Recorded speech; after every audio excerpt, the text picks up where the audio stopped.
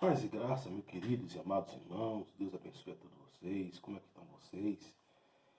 Que Deus abençoe seu dia com graça, com comunhão com o Espírito Santo, comunhão com Deus. Que a bondade de Deus, a majestade de Deus venha cobrir a você com a presença dEle e que a glória de Deus venha estar no seu coração. Você me dá a Deus toda a honra, toda a glória, em nome de Jesus. E a glória de Deus venha lhe visitar. Amém? Queridos, nós ontem falamos sobre um assunto bastante pertinente, falamos sobre onde começou o mal e várias informações que nós nos debruçamos para levar até você. E eu creio que foi uma palavra muito forte mesmo. E hoje nós vamos falar também, queridos, sobre como a gente posicionar, a gente reconfigurar, como a gente ter uma clareza para os dias atuais. É algo que nós estamos passando e nós vamos ver alguns comportamentos, algumas palavras oriundas da Bíblia que vai te fazer crescer, que vai te fazer evoluir, que vai te fazer ser uma pessoa melhor do que você já é. Eu creio que a evolução, queridos, deve ser cada dia mais 1%, nem que seja 1% de nossa parte. Nós devemos crescer, nós devemos evoluir. O cristão ele tem que crescer, o cristão ele tem que evoluir, o cristão não pode ficar estagnado, o cristão ele não pode ficar à mercê das coisas. O cristão ele tem que saber o que acontece ao seu redor. E para isso, queridos, eu gostaria de abrir um texto que se encontra em Tiago 1:20, que diz o seguinte, Tiago 1:20.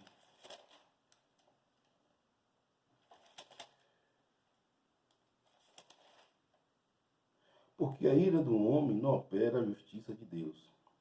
Porque a ira do homem não opera a justiça de Deus. Amém?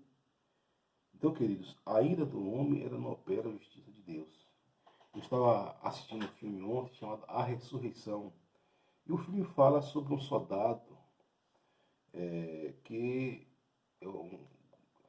se não me engano, o nome dele é Flávios, algo dessa natureza, Cláudios. E esse soldado era um centurião muito poderoso em Israel.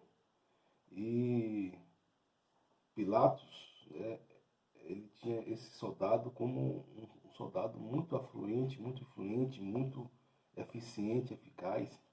E esse soldado, ele espumava, né, era sangue, era um sanguinário. Só que ele teve encontro com Jesus de uma maneira bastante singular.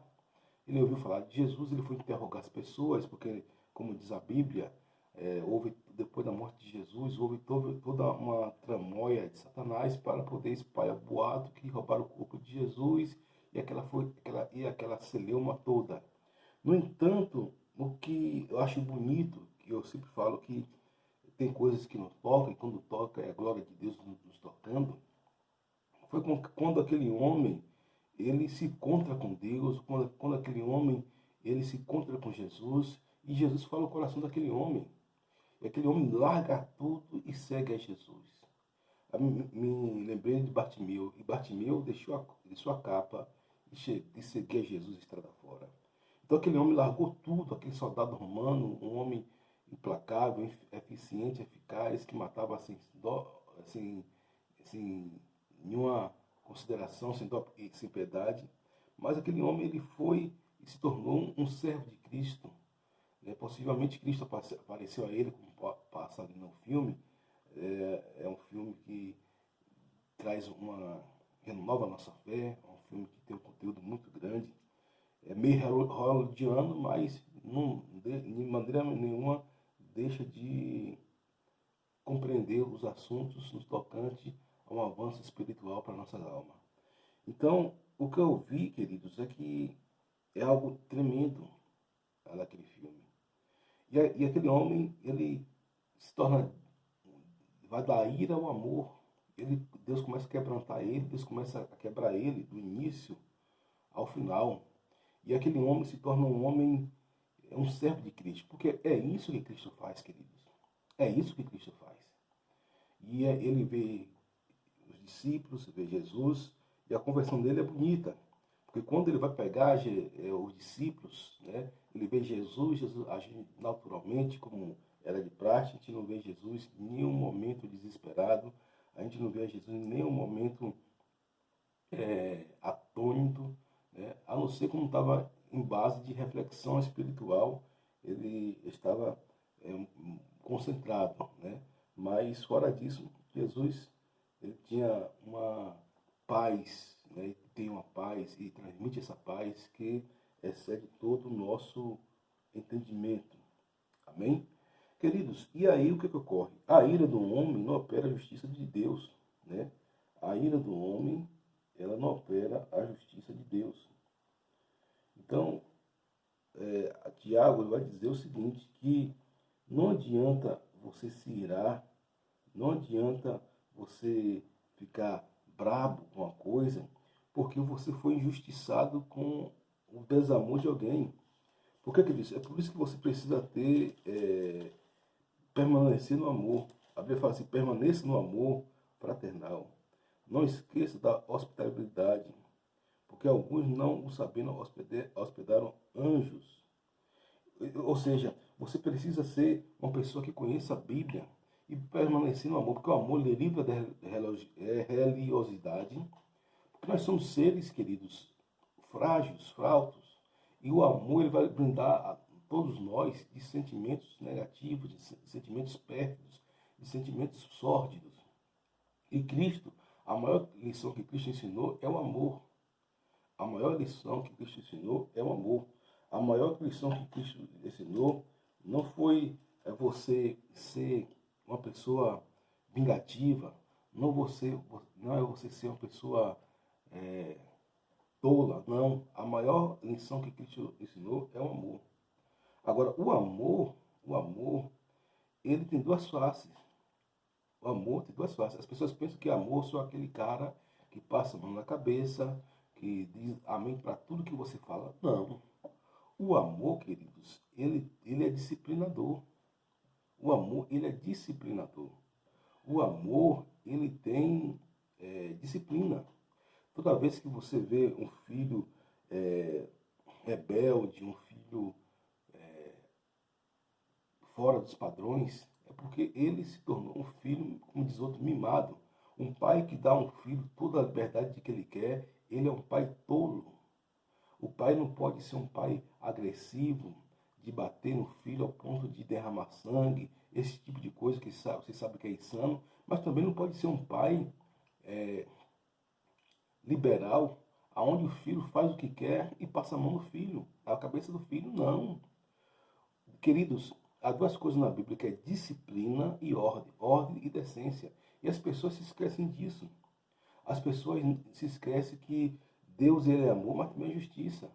Deus ele é um Deus de amor, mas também, queridos, Deus é um Deus que pune. Já falei aqui que a Bíblia fala o seguinte, que ensina a criança no caminho que deve andar. A Bíblia fala que, pai, corrigir os vossos filhos.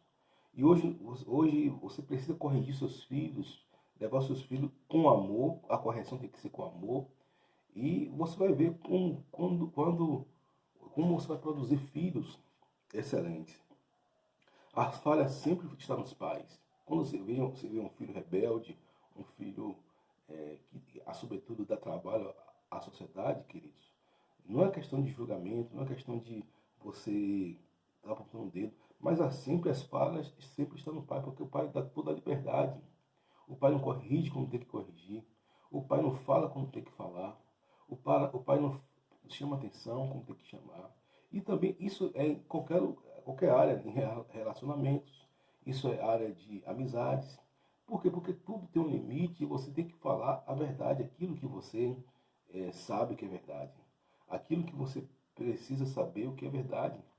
Aquilo que as pessoas precisam saber sobre você, o que é verdade, o que você acredita. O que você acredita. Então, eu me lembro que certa vez, né, eu estava ensinando em uma escola e um professor, ele muito amigo meu, gostava muito dele, gosto muito dele, mas ele teve fez uma certa brincadeira infeliz.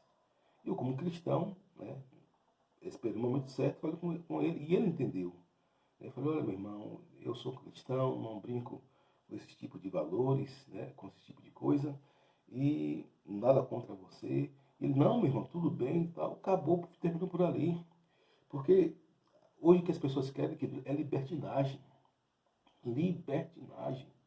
Você vê uns lotes de filhos, lotes de meninos, meninas, sem limites. Essa geração, como diz o pastor Neto Barreto, mimizenta, porque não tem limites, não tem que coloque um limite nessa geração. Né? Não tem que coloque, que fale para essa geração. E vai crescer filhos, né, e meninos e meninas, cristão ou não, porque esse é um papel do pai. Não adianta você profetizar para o seu filho, não adianta você declarar para o seu filho, não adianta você só fazer isso. Isso é bom, é tremendo. Agora, e você não disciplinar seu filho? Davi, ele correu um grande erro, né, em relação à criação dos filhos. Davi foi um excelente pai? Foi um excelente pai. Agora Davi cometeu o erro que Davi não corrigiu seus filhos, passava a mão na cabeça dos filhos, e a maioria dos filhos de Davi se tornou pessoas terríveis, né? E um ou outro que se salvou, mas a maioria dos filhos de Davi foi pessoas que tinham comportamentos absurdos, né? Totalmente que fugia do padrão do pai. E a Bíblia fala o seguinte, queridos, também. Sabei isto, meus amados irmãos, mas todo homem seja pronto para ouvir, tardio para falar e tardio para se irar, porque a ira do homem não opera a justiça de Deus. Queridos, você sabe o que acontece? Acontece o seguinte, quando alguém faz mal a você, a tendência normal da carne é você retrucar, é você falar, é você dizer, né? Embora tem coisas que você precisa dizer que não está nesse campo aqui, mas eu falo o absurdo do mal que a pessoa faz. Nós vemos a história de Mateus, o entregador de pizza, e aquele troglodita, aquele tolo, aquele homem insano, né? Aquele homem que se comportou como a pior das bestas feras. Desde que Deus tem misericórdia dele, mas que ele precisa ter consciência daquilo que ele fez. Então, queridos, ele estava ali, mas Mateus se calou. Mateus apenas respondeu o que foi necessário. Porque tem hora que você tem que responder também o que for necessário. Tem hora que você tem que se calar. Tem hora, queridos, um dos conselhos, as pessoas falam para mim, Pastor Osés, você é um cara que tem um conselhos bons, tem conselhos maravilhosos. E eu gosto disso porque, queridos, é porque isso é uma fonte de sabedoria, é Bíblia. O silêncio. O silêncio vai lhe livrar de várias coisas. O silêncio vai lhe livrar de várias aguras. O silêncio vai lhe livrar de vários intempéries. O silêncio vai livrar você de si mesmo, da maldade que há em si mesmo. É por isso que a Bíblia fala, você vai ver sempre na Bíblia, aquietai-vos e saber que sou Deus. Calai-vos e pelejarei por vós. Então, o silêncio, nós devemos aprender a nos silenciar, retirar para nós mesmos, né? Não revidar as coisas como as pessoas falam de prontidão. E na hora certa, claro, tem pessoas que precisam ser confrontadas, tem pessoas que precisam ser disciplinadas, orientadas, exortadas, conduzidas, mas no tempo certo. Se for o tempo adequado, amém, glória a Deus, que seja feito. Mas tem coisas que você precisa se retirar para si mesmo, em Deus, para escutar a voz de Deus. É porque o tolo, você vai ver que o tolo fala besteira. Você vai ver quando você vê uma pessoa verborrágica, você vai ver que a pessoa ela é tola, ela não consegue dominar os seus pensamentos, ela não consegue dominar as suas ações, sobretudo, queridos, magoando os outros, sobretudo hostilizando os outros, tratando as pessoas com desdém, com descaso, com indiferença, que foi o caso daquele homem que fez com Mateus, né? Que foi o caso de outros e outros que acontecem aí. Então são pessoas que já estão condenadas em si mesmo.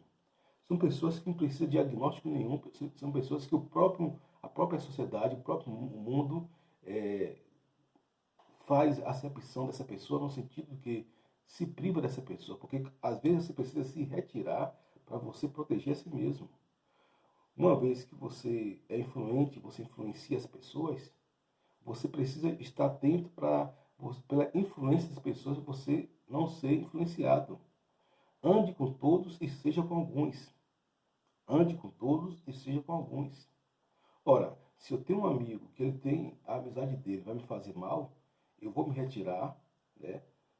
Mantenho a amizade necessária e continuamos amigos, né?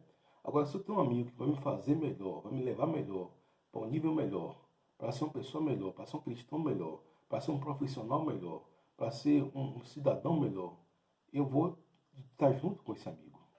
Então, independente daquilo que ele tenha, independente da posição que ele tenha, independente da sua cor de pele, independente do seu patamar social, eu vou estar perto desse amigo.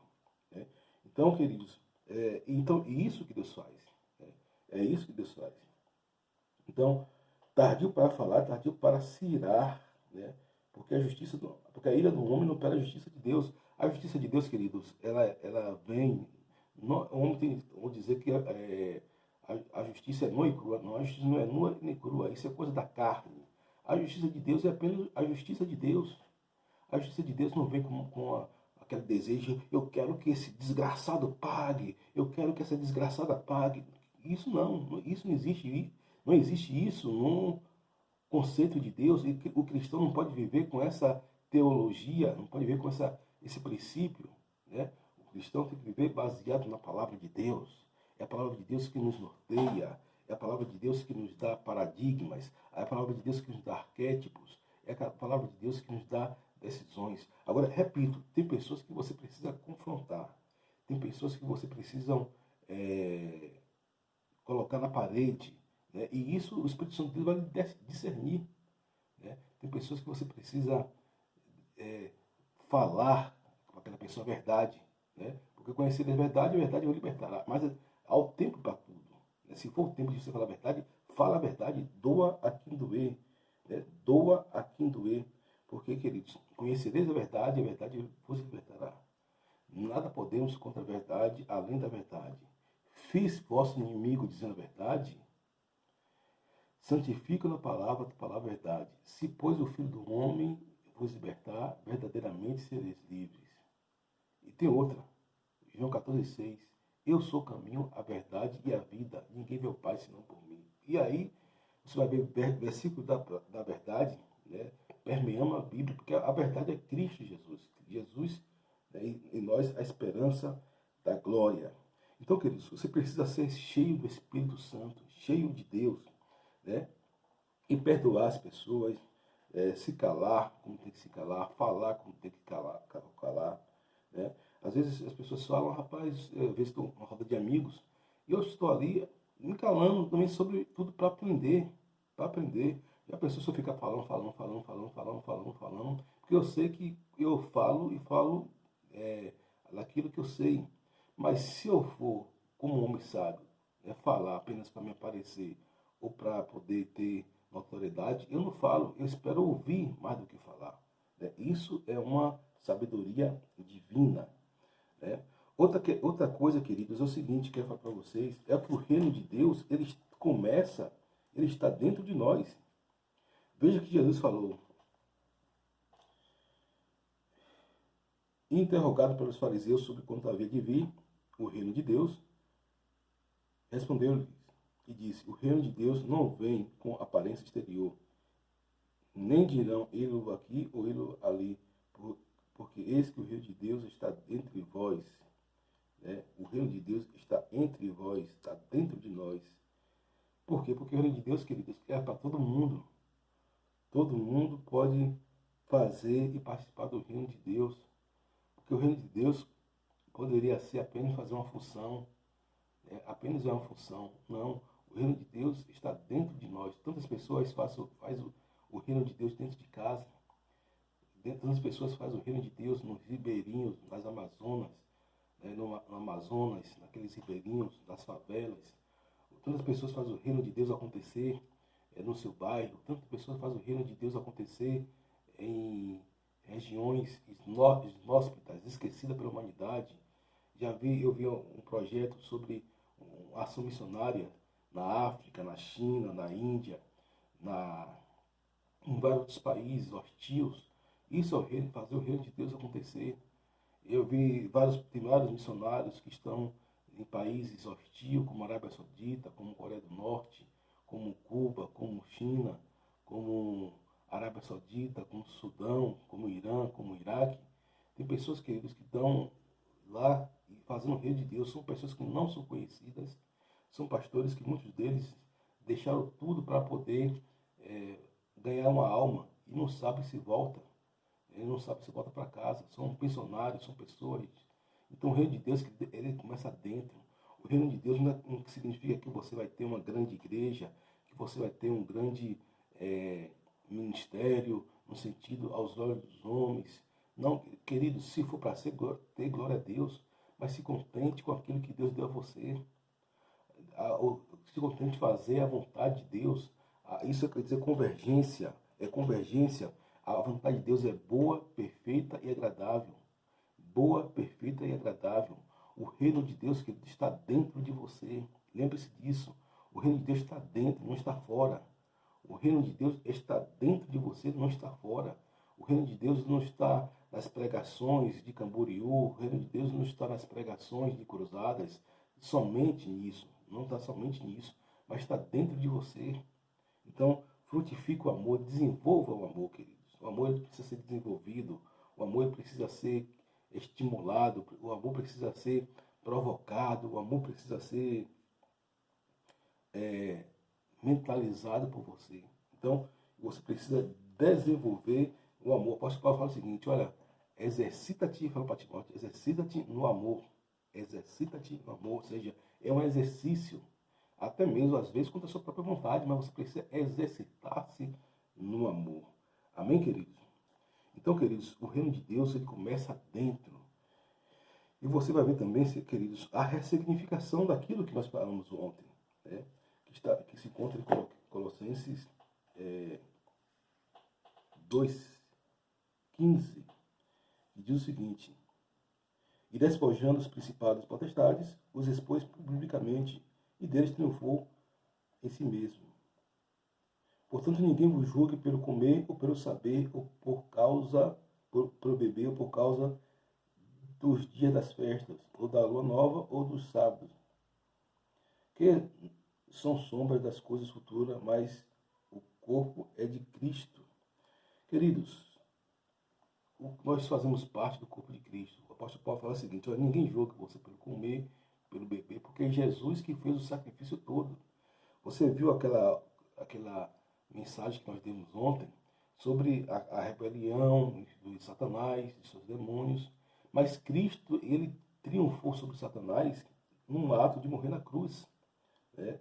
Como está aqui escrito em Colossenses 2:15, e despojando os principais potestades, e expôs publicamente deles, triunfou em si mesmo. Ou seja, na cruz do Calvário, Cristo em si mesmo falou, foi para o inferno e diante de todos os demônios, de todos os principados e potestades, falou, eu venci na cruz do Calvário. Está consumado, tetelestai, né? Tetelestai, está consumado, o preço foi pago pela humanidade. Então, e por isso que você não precisa temer, queridos. Se você tem Cristo Jesus, você não precisa temer o que as pessoas pensam sobre você, o que as pessoas falam de você, a culpa daquilo que você fez no passado, mais ainda, a culpa daquilo que você fez de errado no passado, a culpa ela está em Cristo Jesus, né? As acusações que você fez no passado estão em Cristo Jesus, porque Cristo pagou o preço. Você não precisa temer nada, está tudo na cruz de Cristo. Cristo encerrou a conta, Cristo pagou para você. Agora, uma vez você sabendo disso, você vai se esforçar para ser uma pessoa melhor. Amém? E ainda diz aqui, corroborados em toda a fortaleza, segundo a força da sua glória, em toda paciência e longanimidade com gozo, dando graças ao Pai que nos fez idôneos para participar da herança dos santos na luz. Ou seja, o qual nos tirou das potestades das trevas e nos transportou para o reino do Filho do seu amor. Do Filho, letra maiúscula, do seu amor. Aqui fala Filho Jesus, letra maiúscula de Jesus. Em quem temos a redenção pelo seu sangue, a saber, a remissão do pecado. O qual é a imagem do Deus invisível, primogênito de toda a criação.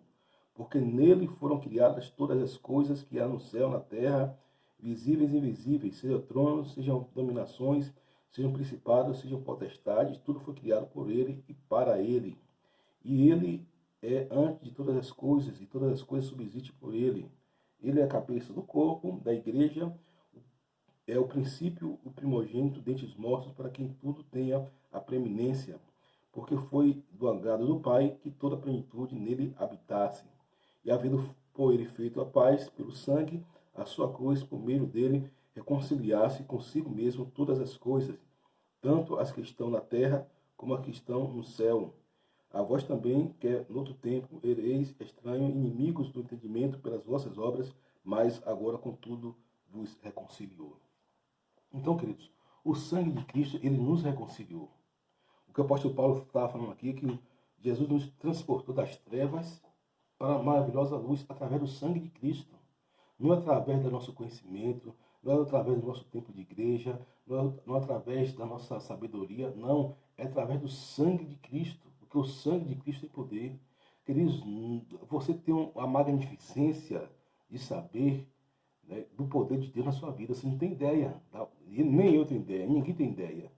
Eu vejo teólogos aí que tentam explicar, isso é bom porque vai promovendo um certo ativismo espiritual.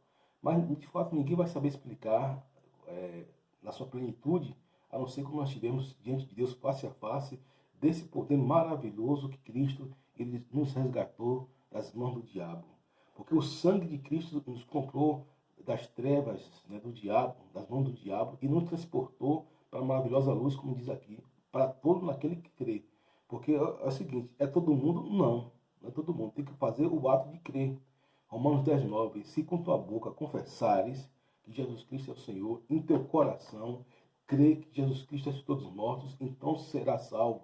E se faz a confissão para a salvação, e se crê para a justiça de Deus. Glória a Deus.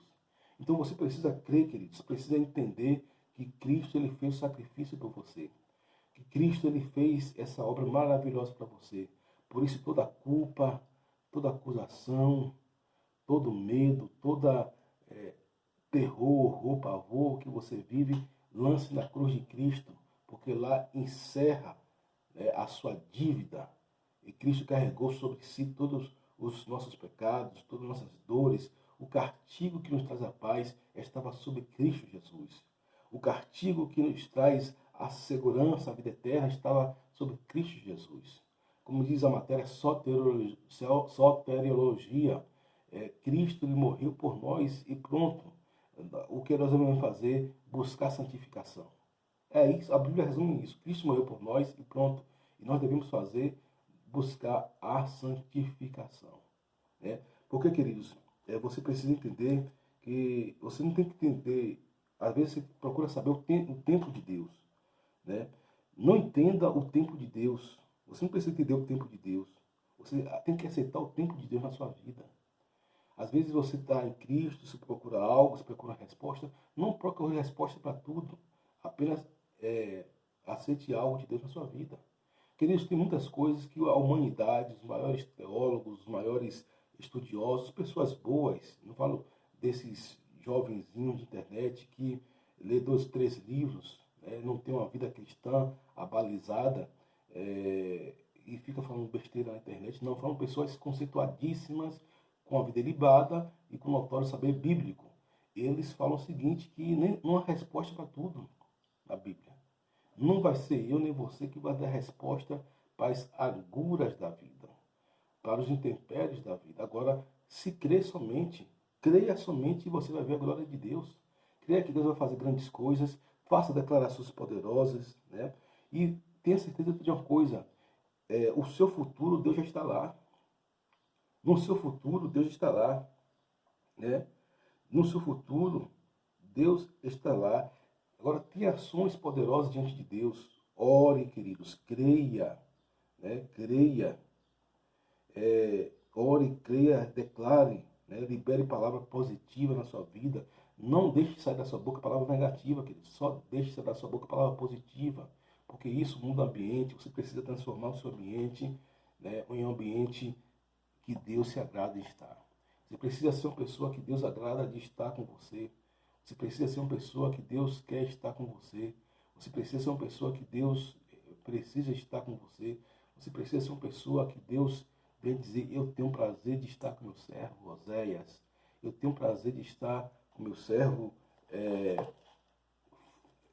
O seu nome, fala o seu nome. Fala o seu nome. Fala comigo assim, repita comigo. Eu tenho prazer, Deus tem prazer, que Deus tenha prazer de estar comigo. Que Deus tenha prazer de estar comigo. Amém? Então, queridos, é essa que é a maior vitória que nós podemos ter, a presença de Deus. Em Oséias capítulo 6, versículo 3, para terminar, diz o seguinte: conheçamos e prossigamos em conhecer ao Senhor. Como a alva será uma saída, ele vos virá como chuva seródia que rega a terra. A chuva seródia, aquela que vem fora do tempo. Tem a chuva temporã e a seródia. A seródia quer dizer o kairós de Deus, que vem fora do tempo. A temporã é o crono de Deus. E agora, Oséias 4:6, né? Eu gosto desse livro, o livro que leva o nome abençoado. O meu povo foi destruído porque faltou conhecimento. Porque tu rejeitaste de conhecimento, também eu te rejeitarei. Para que não seja sacerdote diante de mim, visto que esqueceste da lei de Deus, também eu me esquecerei de teus filhos. Então, queridos, busque conhecer a palavra de Deus. Busque conhecer a Deus, né?